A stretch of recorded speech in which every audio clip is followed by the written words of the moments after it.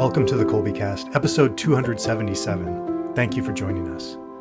To read Shakespeare or not to read Shakespeare is not really a question for a Kolbe Academy student. To read Shakespeare is a certainty. Today, Bonnie and I are joined by James Endres and John Turrentine to discuss all things Shakespeare. As longtime teachers of Shakespeare and students of his works, they guide us on how to best approach these great plays and how to gain the most from them. We hope that you'll enjoy the show. Hi there, I'm Bonnie, Kolbe homeschooling mom of 4 lads and lasses, liturgical musician, popcorn, and podcast fanatic. And this is Stephen, homeschooling father of 5 and director of development for Kolbe Academy.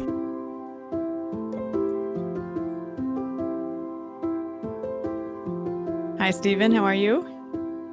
Doing well. It's the hottest part of the year right now in Arkansas, but things are going well. How about you, Bonnie? Yeah, going same. It is. We're cooking here too. The temperature gauge in my van, I was like, "Are you serious? Like, is that right?" But yeah, I think it is. Yeah. That's where we are right now, and yeah. But time is moving forward. School's starting, all so forth. Speaking of which, my girls and I were getting their school books gathered up and organized because now I'm down to. I have 4 kids. The boys are both Kolbe alumni now. And so I have 2 girls left in high school. And so we were getting all their stuff organized for school. And among the collection were Richard III, Macbeth, Hamlet, and Julius Caesar for their studies this year, all by someone who needs no introduction, William Shakespeare. Here today to visit about the bard, what's so special about him, and how we can best experience, learn, and enjoy Shakespeare are John Turrentine and James Endres. Hi, guys. Welcome to the Kolbe Cast. Hello. Thank you for having me. Hi, Bonnie. Thanks for having us. You're most welcome. It's good to meet you guys. You and Stephen go way back, so it's my turn to get to know you. John, we'll start with you. Will you tell us about yourself and your background? Sure. I grew up in Northern California. I'm a graduate of Thomas Aquinas College, and I'm about to start my 10th year teaching middle school and high school at classical schools. First in California, and the last couple of years I've been out in, in Cleveland, Ohio. I've been doing Shakespeare since the age of 10. I watched my older brother in a high school performance of Taming of the Shrew, and I thought, hey, I could do that. And I've been acting and directing ever since. I've been doing a lot of high school theater, both with my schools and then also summer plays, community theater. And I started writing my own plays as well, but it's hardly Shakespearean quality. Well, thank you very much for reading my mind. I was going to ask you how you met Shakespeare and where your love for him comes from. So good to know that. It's good to meet you. What about you, James? Same for you. Tell us about yourself, how you met Shakespeare, your background, all that sort of stuff. Awesome. Yeah, I'm from the West Coast as well, up in Oregon. There's a really cool Shakespeare festival down in Ashland that my whole family went to very frequently, and I never went, not once, because I was kind of bored by Shakespeare when I was young. I didn't think it was very interesting. I was like, oh, it's just complicated and pretty hard to get into. And then I don't know, I think it was about 14, 15, and I decided I was going to read through all of the plays. One of those weird random decisions that 14-year-olds make sometimes. I'm going to sit down with the book and read through it. And I didn't understand most of it, but I saw that there was something really impressive there. I was like, oh, this is really cool. And some of the stories seemed really interesting. And then as I went through high school, I did Mother Divine Grace through distance learning programs and things like that. And so as I went through high school, I got more familiar with Shakespeare. But it wasn't until college and my junior year that I really found a love for him. I was in a class on Othello, and the professor was just really good, and the discussion was really good and really profound. And I was like, wow, okay, I want to spend a lot more time with this. And so then since then, I've just been reading Shakespeare periodically. Now I get to teach it. Other than that, I did a master's program down at the University of Dallas, and that was really fun. And I spent a lot of time there delving into Shakespeare. Did a bunch of classes on Shakespeare and just got, more overwhelmed by how amazing he is. So that's sort of a brief overview. Okay. How do you guys know each other? We met in college. James was a few years ahead of me. And then after he graduated, he stayed around the college area, and we played a lot of role-playing games together and board games and things of that kind. And, yeah. Yeah, I think I've gone back pretty far with all of you. Well, I mean, when James was talking about early days of schooling, my wife was one of his teachers early on. So one of my memories is my daughter Winnie or Gwyneth, who does our show notes here. She grabbed one of his papers at one point and put a big F on one of Oh James's no. papers when she was like That's 6 or something like that. that sounds about right. Yeah, I probably deserved it. Save I Maggie some don't think time. so. I also have a memory of us sitting in our back patio reading some T.S. Eliot poetry, having a glass of something, probably a pipe involved, and yeah, and of course, yeah, and of course we've continued to do some of the role playing games together. So this is a couple of years ago. Got together at James's house there. We were meeting, but one of the things that stood out when we were talking about doing a podcast on Shakespeare, it's like I was sitting there and thinking, wow, I don't even know what I can contribute to this conversation because there was just all of this deep going into Shakespeare and things that I was just mesmerized with all. I couldn't participate very much, but I was very amazed by the conversations. Yep, that makes two of us. I am eager to hear from you guys, um, your enthusiasm, how you guys approach Shakespeare and enjoy him so much and share him with your students. So to get us going on that, would you introduce Shakespeare to us? I bet we have a wide range of levels of familiarity with him. So how do you like to introduce Shakespeare to your students? We'll start with you, John. I usually begin talking a little bit about theater. To really understand him, I think you have to understand him in the context of the kind of work that he was making. So you read him aloud. You say, "Hey, this is a great playwright. We're reading him 400 years later. There's got to be a reason for that. Let's find out." And I think the first thing that you can that strikes you, even if you don't understand the vocabulary, it's the sound. He knew how to make English sound beautiful.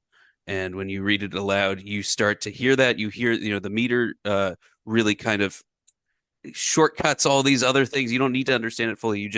First thing you get is it sounds beautiful. I appreciate that as a musician. So backing up just a little bit, before you introduce him, is there something you do just before that? Or are there things that you do to prepare your students, perhaps with poetry or other things like that to prepare them to meet Shakespeare? Usually I'll do a really small unit on poetry, the basics of meter. Shakespeare's, when he writes in verse, it's iambic pentameter. And so a little technical knowledge is helpful, but really it's experiential. You have to dive in. Okay, fair. Okay. So our Kolbe students have the opportunity to meet Shakespeare in middle school by reading The Merchant of Venice. There are several works of Shakespeare in the Kolbe literature curriculum, starting with that one, and then the few that I mentioned before, and along with Romeo and Juliet, for those who take the British literature course. In high school, the typical sequence, Greek, Roman era of Christendom, and modern era literature, they meet Shakespeare, if they haven't yet already, alongside Plutarch, who provided a lot of information and grounding for Shakespeare's works. Is there anything to say about that before we move forward? Say when it comes to Plutarch as a source for Julius Caesar is the one I'm most familiar with there. And so in my ancient history course that I teach, we read Plutarch's lives of Caesar, Plutarch's life of Caesar, and then we'll compare that to Shakespeare's play as sort of an exercise in history versus literature on the same topic and the same subjects. And it's really striking how close Shakespeare is to Plutarch. Whether or not he read Plutarch is a question, but certainly whoever he read Plutarch. Okay. And that seems pretty clear. It's really, really striking. In fact, sometimes I have to correct students when they try to use Shakespeare as the historical source instead of Plutarch. Yeah. I say, no, it's technically a play. But you can see why you would do that because it is very accurate for quite a lot of the sequence. Things are kind of shortened or pressed together, but they're all present in Plutarch. Okay. Which is interesting because the literary sources that he uses for his plays, usually he takes a plot point or two and disregards everything else.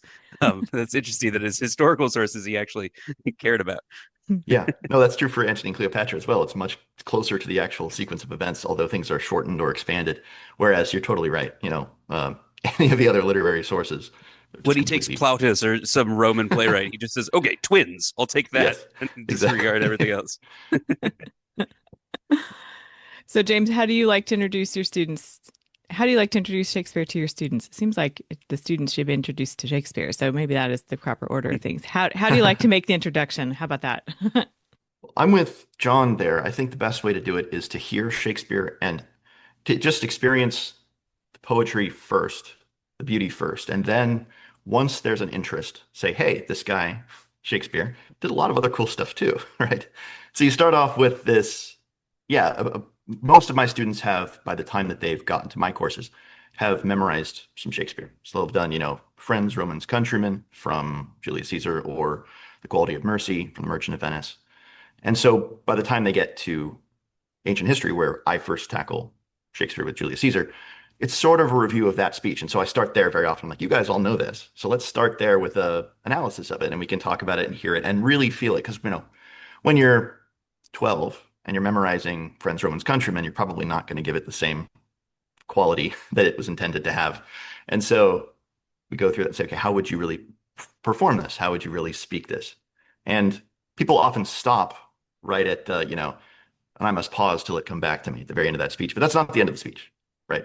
Antony is going on and on. There's like three more major parts to that speech. And so I then say, well, you've heard it stop here, but let's go to the other two and see what Antony's really doing. And by the end of that speech, people go, wow, I thought this was a really nice, ode to your dead friend. This is a really manipulative political speech where he's trying to rile up the crowd to do horrible things. But you don't see that with that wonderful speech. It's a masterclass of rhetoric, but then you see the whole context of that one scene. So that's what I like to do. Then you do a little prequel. You go back to "Oh, pardon me, thou bleeding piece of earth," which is just the scene before, and Antony knows what he's about to do, and you see that too. So it's just a really great, like, oh wow, there's a lot of depth to this little thing that we thought we had, and then you can kind of expand from there. Yeah, that's kind of what I do. But that's only possible if they've memorized at an earlier stage Yes, some touchstone, so that they right, that's great. The introduction through the poetry, but you don't stop there. That's exactly. awesome. Yeah. What makes Shakespeare a key component of a classical or liberal arts education? I might take a first stab, but I think this is a very deep question. Okay. In a way, I think Shakespeare is the paramount. What would you say? Well, the paramount poet in the English language, maybe in any language, but at least the English language. And so, in a way, if the liberal arts is aiming at the free person, it seems like Shakespeare is, when it comes to rhetoric, when it comes to the expression of human thought, he's one of the freest people out there, right? And so, in that sense, you're building towards Shakespeare almost by definition if you're building towards a free person, because he is expressing, some of the most important things, some of the most important thoughts in the best way that any person has expressed them. I don't, at least in my opinion. So that's one thing. Absolutely, and I think what you alluded to is that there's no other writer in the English language who managed to marry two excellences the way he did. The excellence of the technical, proficient, beautiful words, and a shockingly, maybe frighteningly deep understanding of the human person. And you could be a great poet without really understanding nature and human nature, the nature of the material universe, God. You can write beautiful things without that. But I think the reason he has so much staying power is he has such a deep understanding. When you read Iago and Othello, it's predicting Nietzsche's philosophy a couple hundred years before Nietzsche ever wrote. And providing at least sort of rhetorically an answer to that by the action of the play. You don't get a whole lot of poets who really understand the world and humanity the way he did. It's interesting. I have this recollection of sitting around a table with my father-in-law and his brothers, who were all philosophers. So Marcus Berquist, one of the founders of TAC, was my father-in-law, but his brother Dwayne Berquist, who was also a philosophy professor. I said all three of them were philosophy professors, so I guess, but yeah, he has to be that. But whenever he was talking philosophy, he would constantly be quoting Shakespeare. He had an example from Shakespeare for any conversation that they would be having, and they would get heated discussions. It seemed like combat at times, an intellectual combat. But Shakespeare was a regular for him, it was a regular example of what was being said by Aristotle or St. Thomas. It was very interesting. Yeah, St. Thomas does that, right? He says, as the poet says, and refers back to Homer. I think for us in the English language, the poet is Shakespeare. I think there's no doubt about that. I think if Thomas Aquinas had known Shakespeare, he would have quoted from him extensively in the Summa and other works. Yeah, if he also spoke English. Yes. Let's talk a bit about how to experience and enjoy and learn from Shakespeare, starting with your favorite plays. Can you choose favorites among them? Is that a big ask? I can list, yeah, a bunch of favorites, but it's probably like 60% of Shakespeare's work. So some of the ones, I don't know. I think I love Othello. I love Macbeth. I love Hamlet. So some of the big tragedies. But I think my favorite single play is The Winter's Tale. It's one of his last plays, if not his last. That's my absolute favorite. It marries so many of the different themes he's been looking at throughout his whole career, and he does. It's not the deepest dive into any one of them. You find that in his different works, but it is such a good sort of encapsulation of the whole Shakespearean ethos and the whole movement of his work. Um, it's where he looks at the question really of, is life tragic or comedic? Ultimately, is life tragic or comedic? Because if you look at any one play, if it's a tragedy or comedy, within the context of the play, it's either a tragedy or a comedy. But The Winter's Tale is the only one that asks, okay, but what happens next? Or not the only one, but it's a very clear one where what happens next? What is the ultimate line of this? And it comes back to the resurrection. If there is no resurrection, then life is ultimately a tragedy, a walking shadow, as Macbeth says. But if there is a resurrection, then life is ultimately comedic, meaning it ends in that marriage, it ends in that union and the reconciliation of everyone. And so he has to ask that question, and it really comes down to, do you believe in the resurrection? If you don't, then life is a tragedy. So I think it's a beautiful play. Yeah, that's my favorite. It's not performed nearly enough. Um, I I do think I love Winter's Tale, and I think that's a magnificent account of it. It makes me want to reread it. I just read it a couple months ago again, but I need to read it again now. I find it's almost impossible to pick a favorite. I usually what I'm teaching at the moment is what really catches my eye. I keep coming back to King Lear, um, but I think right now it's Romeo and Juliet and As You Like It, reading them as a pair.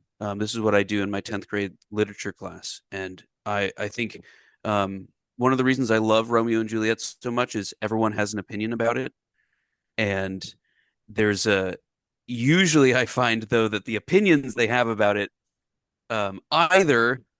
either extreme that they tend to read it doesn't explain why it's such a great work that we've been reading for 400 years. There's this middle approach to the play that I think a lot of people don't do. So I love Romeo and Juliet because I think I have a key to it now, and other people don't, and they need to know. Speaking of a change from a previous version, that's a great example because in the Yes. in the version that Shakespeare based his play on, Romeo is a really terrible person. He's just a sort of seducer or something like that. He's just a bad guy. And Shakespeare obviously doesn't like that. So changing the focus as much as he does kind of puts the lie to those people who say, oh yeah, the tragedy is Romeo's bad character or something like that, Yeah, simply, right. which Shakespeare wouldn't have changed it to the degree that he did, in my opinion, had that been his goal, because that's not the impression you come away from that play with. And it's certainly, if that were the way that the play was supposed to be staged, it would not have lasted 400 years. Right. So that's interesting, the extremes that you mentioned, and I tend to kind of zero in on extremes, black and white thinking, nuance, which is one of the goals of this particular uh, education formation that we are undergoing, is to be able to kind of be in that middle space and appreciate nuance and whatever. Can you say more kind of about how the study of Shakespeare can help us develop that skill of finding nuance and not living in the extremes? That's a great question. I approach a lot of questions like that from the point of view of an actor and director. Um, and I think when you're reading a particular character, because you're gonna perform that role, you have to keep this sort of balanced approach to the character, because I notice there's a lot of tendencies when you're acting a particular role, you want to then believe this is the most important role in the play. This is the best character. He's noble. I want to interpret all his actions. But the way to perform it honestly, the way to really be a part of a larger performance in a way that makes the play work is to assess the character honestly. Say, what is this character? Is he demonstrating virtues? Is he acting viciously here? And so there, when you approach a role from the point of view of an actor, you have to maintain nuance because that's where the character lives, is in this, most people are not perfectly virtuous or perfectly vicious. So when you take that approach to the play as a whole, I think you read all the characters and you're trying to find what are their moments of excellence, what are their moments of weakness, because that's where human drama exists, is in imperfect people. And in a lesser work or with a lesser author, I think the actor, the director might have to make that up, right? They might just say, okay, this character is one-dimensional, but I'm going to portray him in a sort of two-dimensional or three-dimensional way, I should say. Not two-dimensional way, but a three-dimensional way.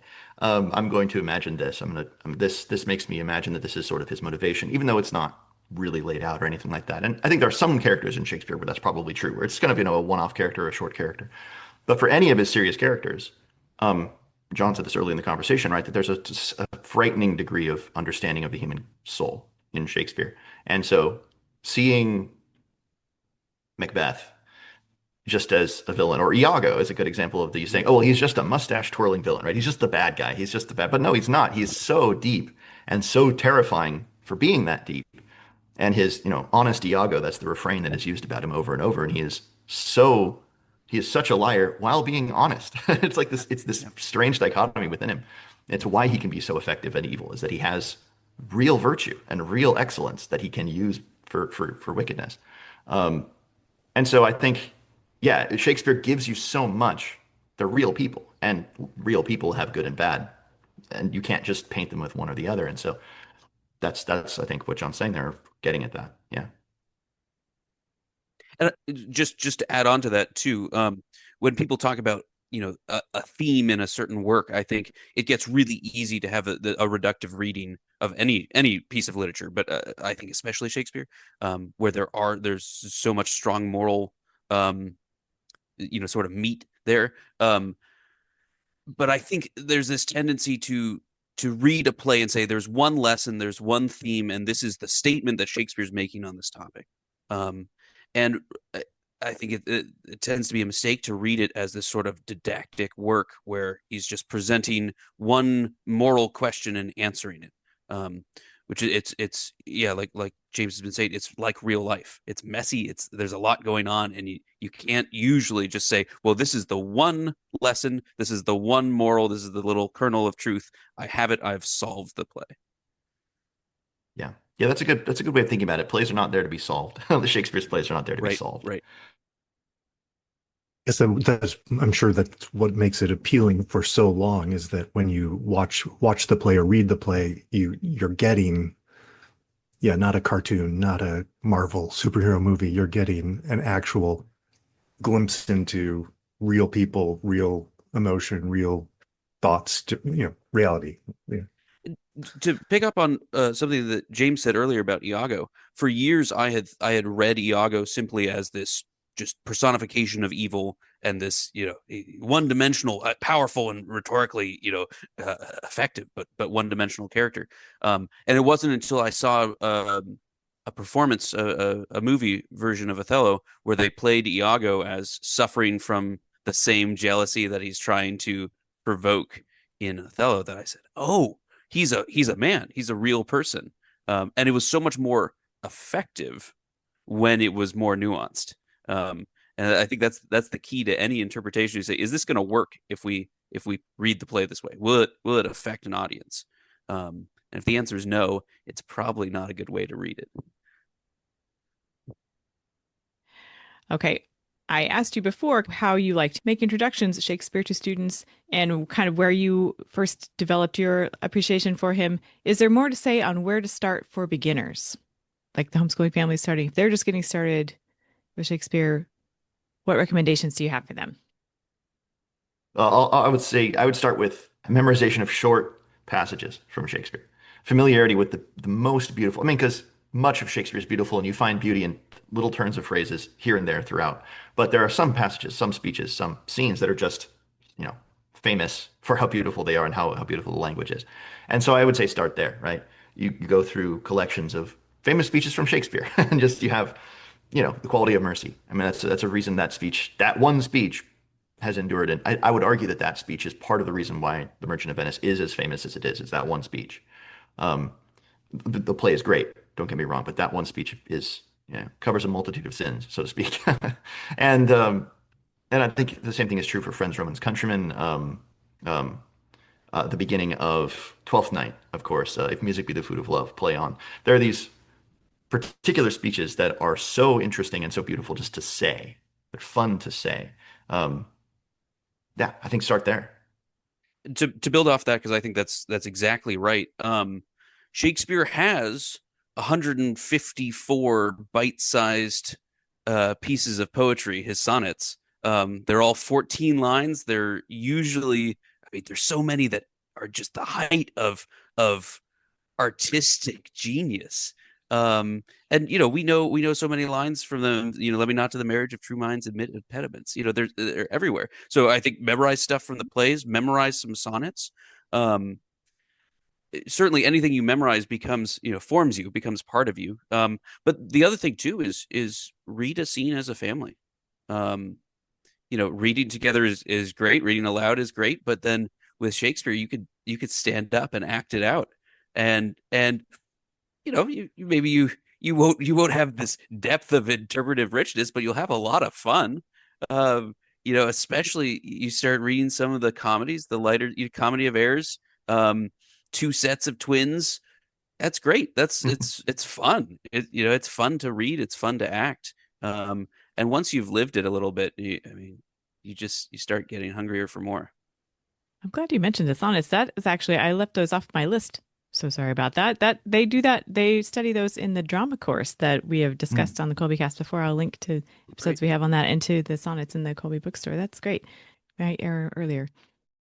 One of the things I want to mention on that is, you know, you hear like, well, shall I compare thee to a summer's day? And everyone's heard that. It's kind of trite almost at this point. Like everyone's heard it. But if you actually listen to it, it's beautiful. It's incredibly beautiful.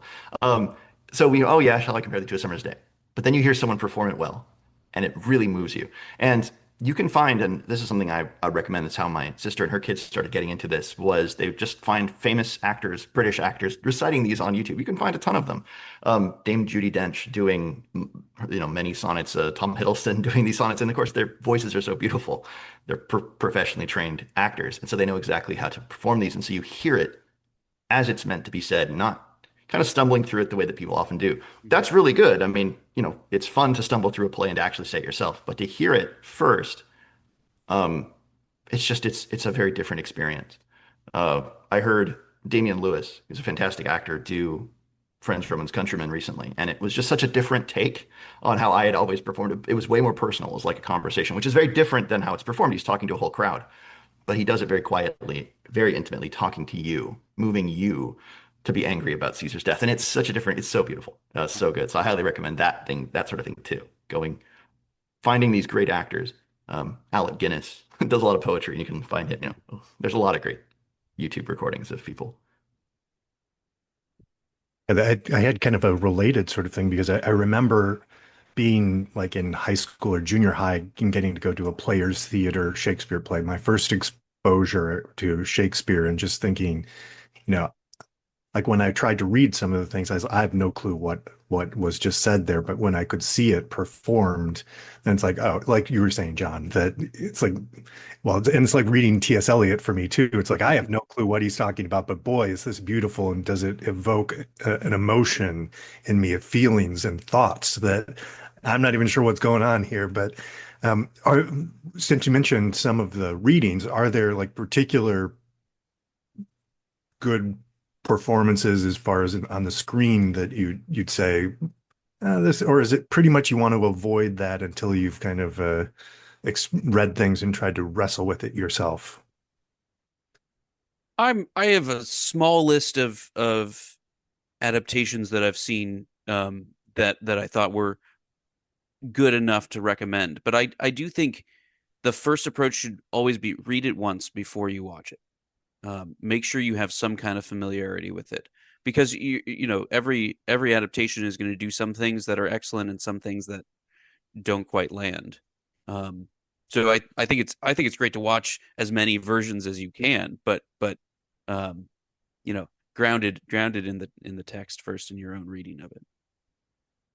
There's something about amateur performances, which, you know, most performances are going to be, but going to a live performance of something, even if it's not, you know, they're not the best actors in the world, it's not the highest quality, the sets or stage or whatever, but there's something so real about that in the moment you overlook, you know, some of these faults that I feel like when you watch a movie version or a scene, you know, a recorded stage performance or something, that it's harder to overlook because you think of it's a different category in your mind. This is a full production. It's going to have a certain excellence. It's going to have a certain quality. I'm comparing it to movies, and it's not going to do that. It's not in the same category really. And so if you can find even a local performance, I think that's a good place to start.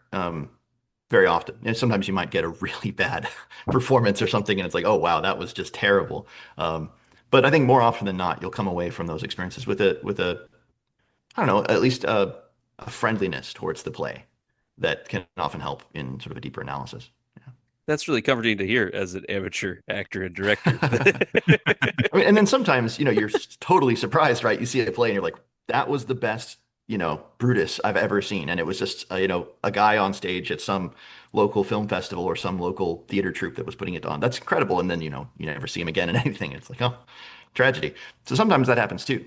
But I'm with you, John, that very often what draws you to a play is a performance or a part or a particular staging of a scene or something like that. And so it's not usually like, oh, this whole version is excellent. It's like, oh no, this version of Dogberry is really funny. Right. Or this version of Julius Caesar really gets the pride and the greatness together. It's hard to find just an overall excellent play where every character just nails it.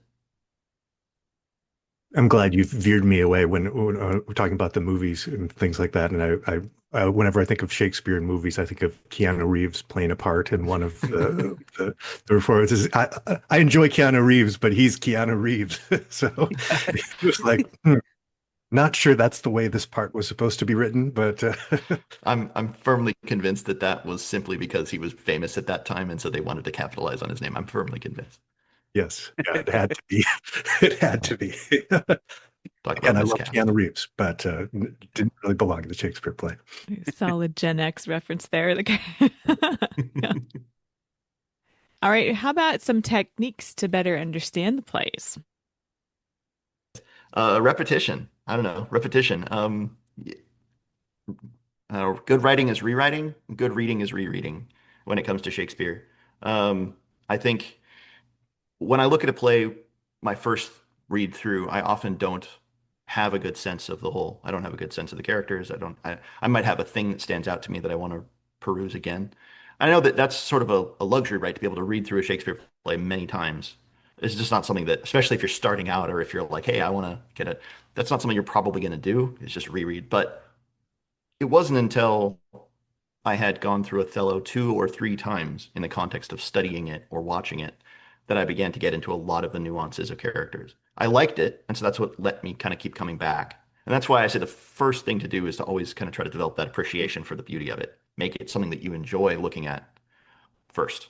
And then you can kind of get into it from a more technical side and like, okay, now I want to understand it. Um, I do think that there's something to be said for looking at a play, appreciating the beauty, and not diving into it necessarily or not trying to overanalyze some things. I think for a lot of people, it's sufficient to experience it. Um, Obviously, in the context of a course, that's not sufficient.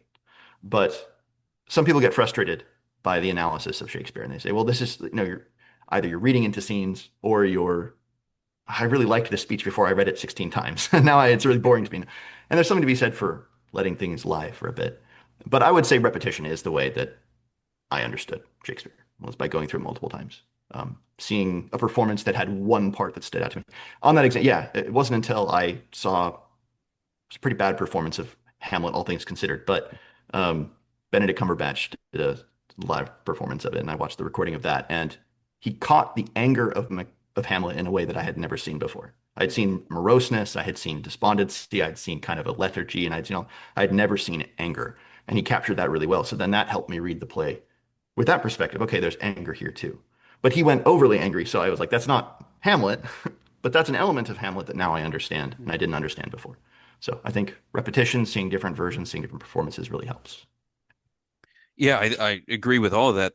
I would add, I think, when you're reading a particular play, I really enjoy using an edition that has solid scholarly annotations that help with vocabulary, that help with complicated phrasing, but don't try to interpret beyond that.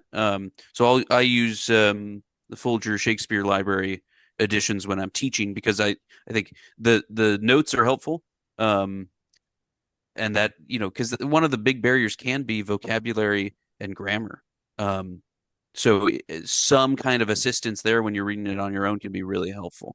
But I agree. I think it's you read it. Don't try to go too deep on the first reading. Read it a lot. Look for the beautiful. Read it aloud. It's amazing how much assistance comprehension gets from reading aloud. It's just you understand things so much better. And if you reading it with someone else and you break out the scene, so I'll read this character and that character, and you read those other two, so you get to hear it and you're not just speaking it. That can really help too. Yeah, I think many of my students will approach Julius Caesar and I'll read through he's any of the speeches from that play, and I'll read through it first because I know kind of what I'm doing, and Yeah. the number of students who say, "Wow, I had never heard it performed that way," or "I had never heard it. It actually sounds really cool."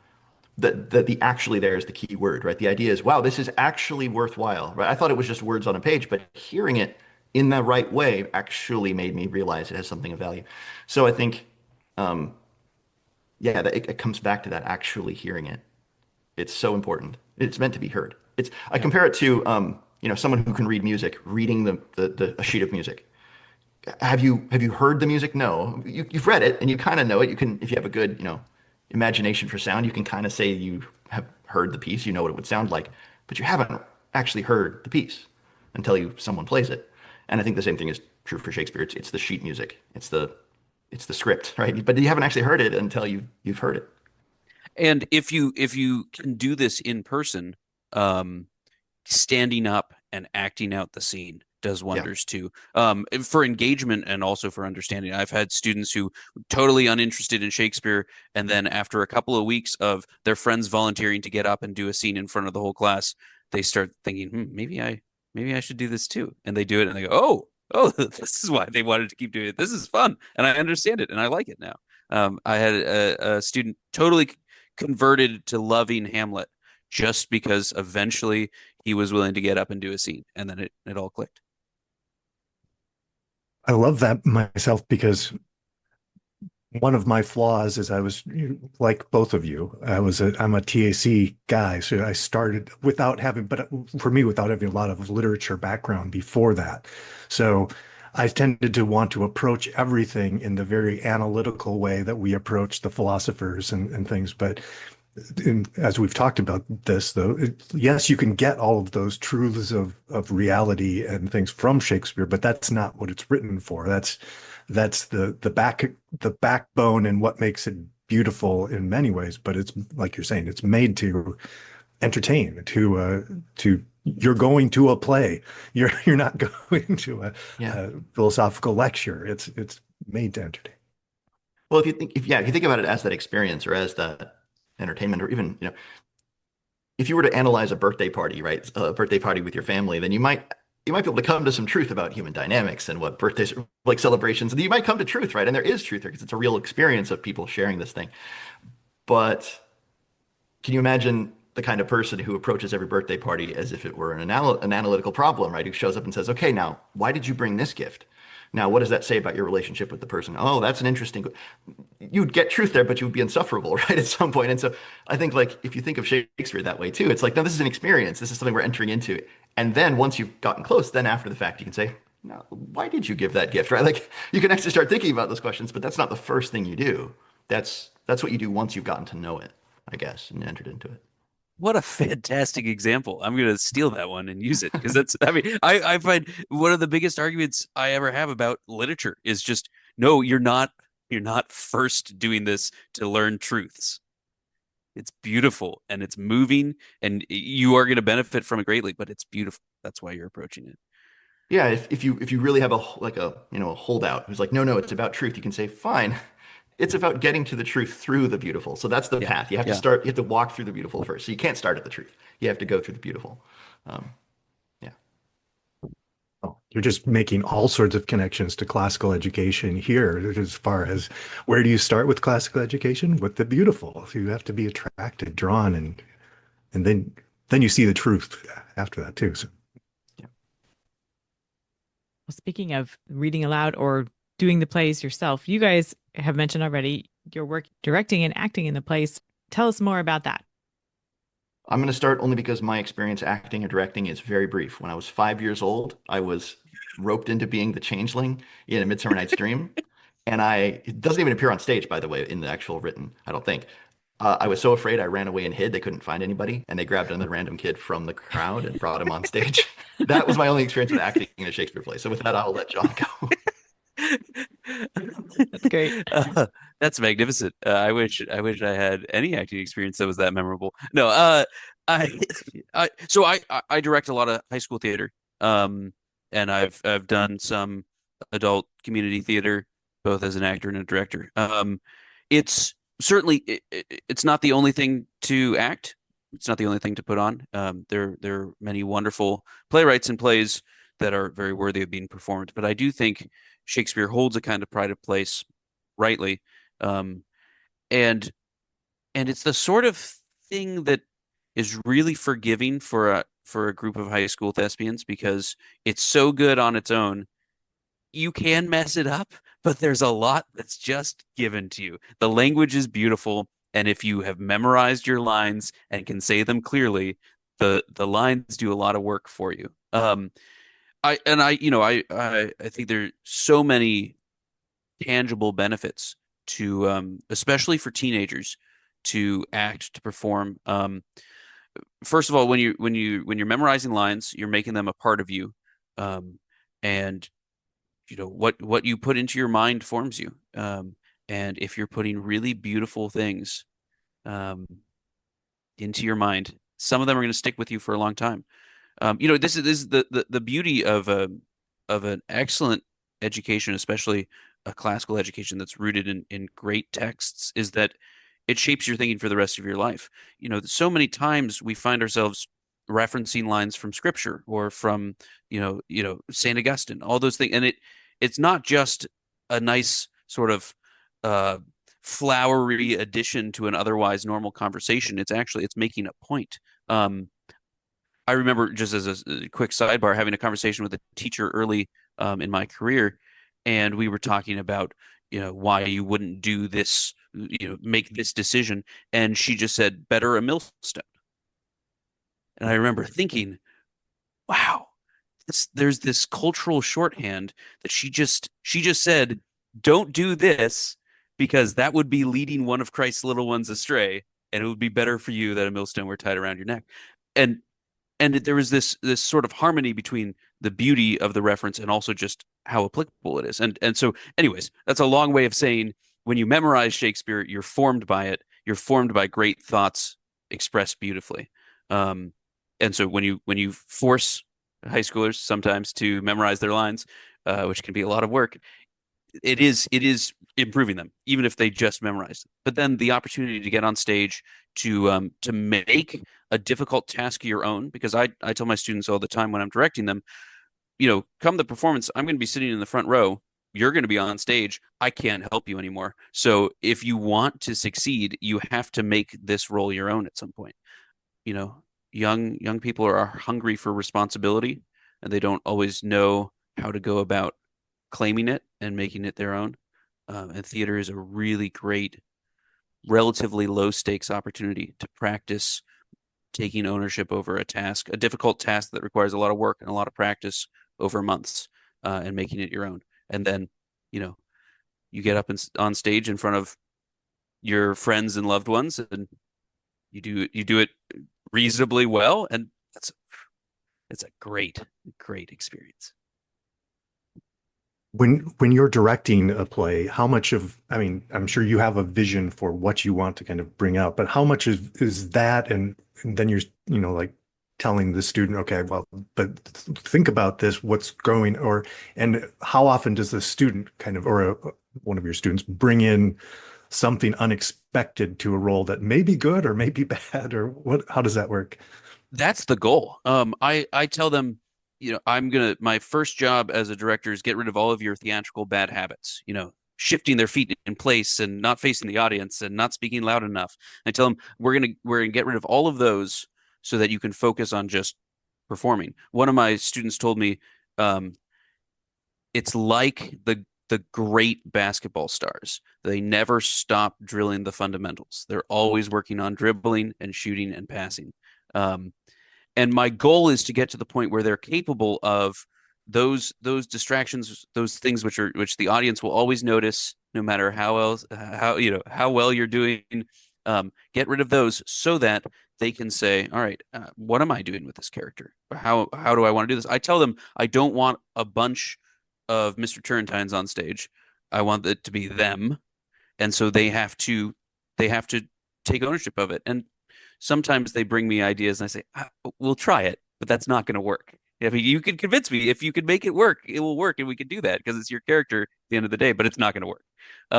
But the goal is to get them to the point where, yeah, some of the best actors I've had were ones that I worked with for years, and by their senior year, I would say, um, "Go figure out the scene, come back and show me." And they were able to do that, and to do better than I would have uh, gotten them on my own. I guess you've cast people as well, so you haven't hopefully then put completely inappropriate people Right, into the yeah. role. I usually try to give myself one challenge where I say this is going to stretch you and stretch me if we can get you to where you need to be for this role, but hopefully we'll get there. Yeah. That's interesting, the casting of it. Our family has been a part of a drama group, and I have been intrigued by how the casting decisions, like what is it that you, especially when it is just a surprise, like a person we would not Yeah. associate. I'm thinking of a girl who played the White Witch in The Lion, the Witch, and the Wardrobe. And to meet her, you would not think, oh, she's the White Witch. But the director saw something in her that she ended up being great at it. So that's interesting, those casting decisions. I got pushback recently, a little bit of pushback, because I cast a very tall high schooler as Puck in Midsummer Night's Dream. Um, and everyone would say, well, I mean, doesn't Puck have to be short? And oh, just wait, just wait. You will. It worked great. It worked great. But yeah, sometimes when you are auditioning, you can often know what you're looking for. You don't always know what you're looking for, but it's I want six things out of this character, and this actor has three of them already, and maybe the most important three, and I think we can work on the other three. That's often kind of what you're looking for. You're not going to see the whole thing right away, but you have to know what you're looking for. I have that vision of it. That's neat. Is there anything we haven't gotten to yet that you wanted to make sure we talked about? Best characters in Shakespeare, favorite characters in Shakespeare. Ooh, the favoritist, the favorites. Yeah, it's always interesting. I mean, it's always interesting to me to see like, oh, yeah, like gotta read this character, this character. But with Shakespeare, there's so many. That's not easy. Um, Bardolph. No, I'm just kidding. I don't know. Falstaff, maybe. I mean, Falstaff's great. Hal is fascinating. Hal is. I went into. So I had a course in Shakespeare's histories in grad school, taught by Dr. Gerard Wegmer, who's an excellent, excellent professor, probably the best teacher I've ever had. And cheeky grin, always like, very quiet, unassuming. And he started off our first class, I think, on Henry IV, Part One, with basically, why is Hal a villain? And we're like, what? Hal's not a villain. He's Henry V. And by the end of Henry V, the whole class was like, wow, Hal is a villain. And it was so funny to see that transformation that he just kind of slowly poked us into. But Hal is a fascinating character. I think he's one of the most interesting of all Shakespeare's. Seeing his progress over three plays, you just don't see that with almost anybody else in Shakespeare.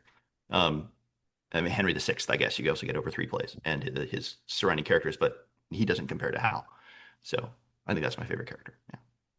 Right now, I'm really enamored by Juliet, and in particular her balcony speech, which is this fabulously famous speech. But there's I just keep coming back to it because there's this depth there. She's very young. She doesn't hasn't had the time to develop the virtues necessary for the situation that she finds herself in, but she has this deep understanding of what she should be doing and why what she's doing doesn't feel quite like the things she should be doing, but why she can't do the right thing totally. And there's this beautiful but deep agony in this speech where she's telling Romeo, "I love you. You shouldn't know that yet, because if you want to marry me, I'm going to marry you right now, but I shouldn't, but I know I would. So please just be good to me." And there's this deep agony there, which I keep coming back to over and over again because it's the mind and the will at war. Uh, there's nothing like it. Also, wherefore means why, not where. Yes, That's the big yes. one.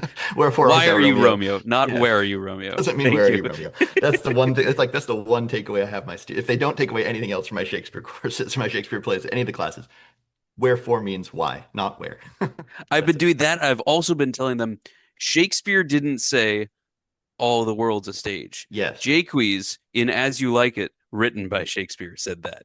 It's Yeah. the classic, oh, well, Shakespeare thought this. Well, no, one of his characters said it. It's not the same Yeah. thing. Yeah. I have another random thing that I was just reading a biography of Mark Twain, and he actually wrote a book, and that Shakespeare didn't write any Shakespeare, but actually Francis Bacon. Francis Bacon? I Hmm. think Yeah. Bacon wrote. Any? Are there thoughts out there about? I mean, that's pretty much discarded by everyone, I believe. But who was Shakespeare? Is there much going on My with? favorite line about that is Shakespeare didn't write his plays, but Shakespeare's plays were written by another poet with the same name. Um, yeah, so there's a second Shakespeare. That's my favorite theory, is the second Shakespeare theory. There's a different guy named Shakespeare who actually wrote all the plays. No. As far as I'm concerned, that stuff is secondary in my interest. I think there's some kind of interesting things here and there. I'm firmly convinced it was the Swan of Avon. I'm firmly Mhm. convinced it was the guy from who we kind of think of as Shakespeare. I don't think he was a secret Catholic. I think he was High Church Anglican. I think that makes a lot of sense. I think he seems to have a lot of Eucharistic imagery, especially in his last few plays, but I don't think he's secretly Catholic. I mean, he might be sympathetic. He certainly is sympathetic to Catherine of Aragon in Henry VIII. Certainly sympathetic to Thomas More. He wrote two passages from the play Thomas More that was released well after his death. It was banned until after the reign of King James, I think. But he wrote two plays or two scenes from that, two speeches from that, and they're both given to Thomas More. And they're both beautiful. The one is about why everyone should basically obey the crown even if it's wrong, not in servitude or in slavery, but out of proper diligence and due deference to the crown. And the other is about how authority is a chain wrapped around your neck. It looks glorious and beautiful, but it's going to bite you at any minute. He compares his chain of office to a snake, and they're both written by. It's beautiful. So he very, very clearly loves Thomas More, but I don't think he's. Anyway, those are the thoughts I have on Yeah. who he is. I think the authorship question has gone on for far too long, I think. And I think simply it's how can you believe that anyone other than a professional actor wrote the greatest stage plays in the history of the English language? Um, the people say the Earl of Oxford or these other people, and I just think how I they're the greatest stage plays in the English language. You can't just luck into um, that kind of work if you haven't done some terrible plays and some okay plays. And you need to know what you're doing. You have to be an expert in the field. Um, And one of the recurring themes in Shakespeare is stagecraft itself and how it yep. works and actors and directors. And there's so many inside jokes about bad actors and bad directors and bad writers. And like, there's tons of stuff like that just, it wouldn't make any sense for kind of an outsider like the Earl of Oxford to be Right, writing. right. I do think, as a side note, sometimes I think Shakespeare is at his cheekiest when he's writing his fools, especially Feste in Twelfth Night, whose job seems to be fooling as much money out of as many people as possible by being funny. And I just keep coming back to the notion that Shakespeare is saying, yeah, that, I mean, I'm doing all this great stuff and I'm really funny and witty, but you please pay me. I have a family. I'm trying to provide for them.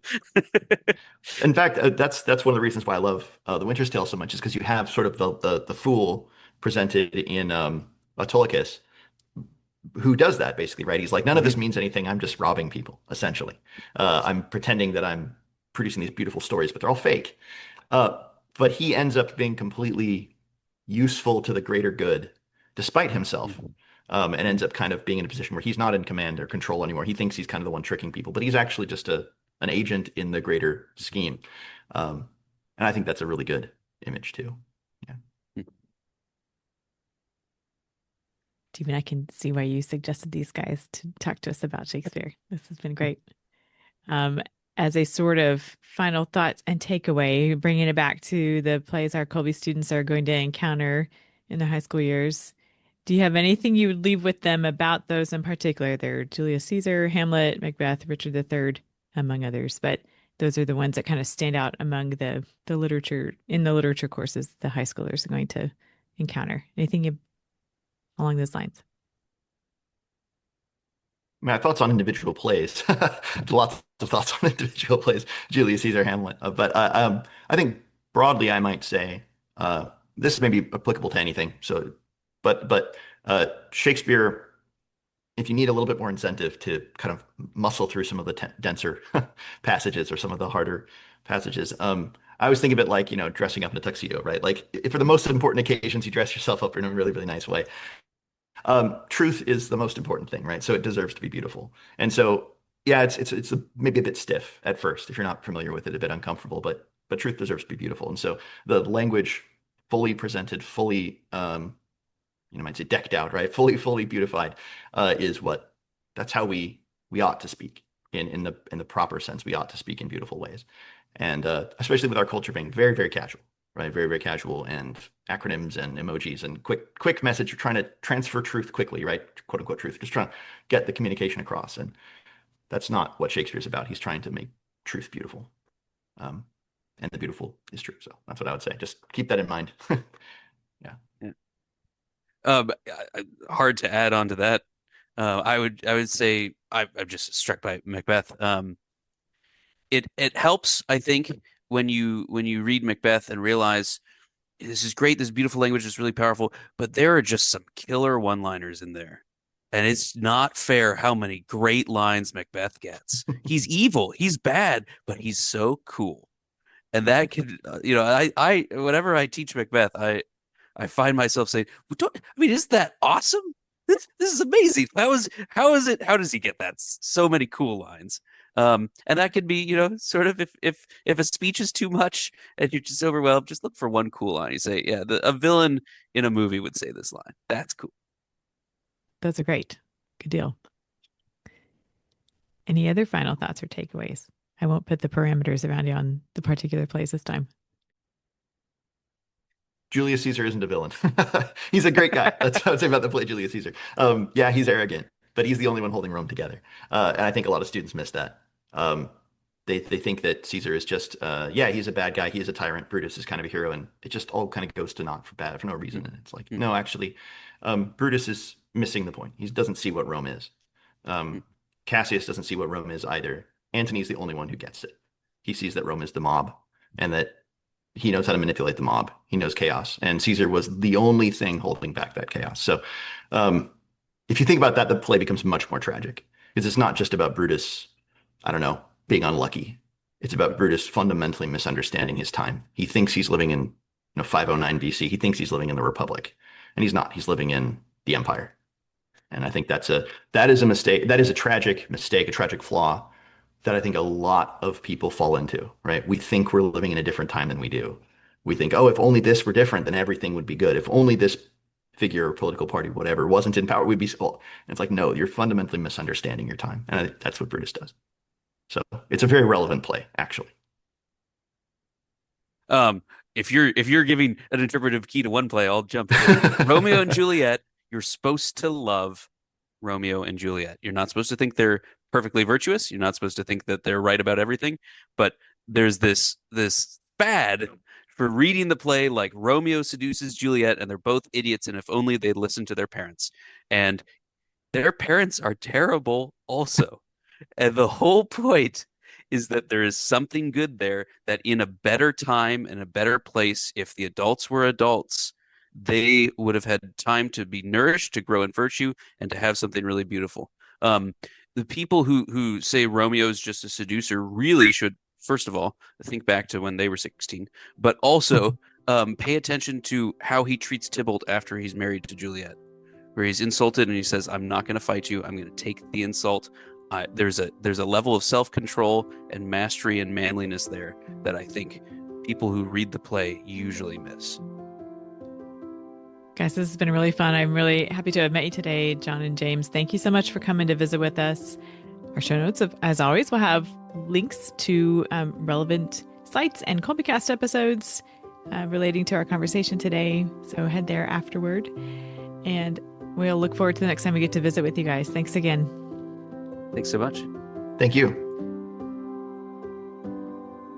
Subscribe to the KolbeCast on your favorite podcast app so that you don't miss an episode.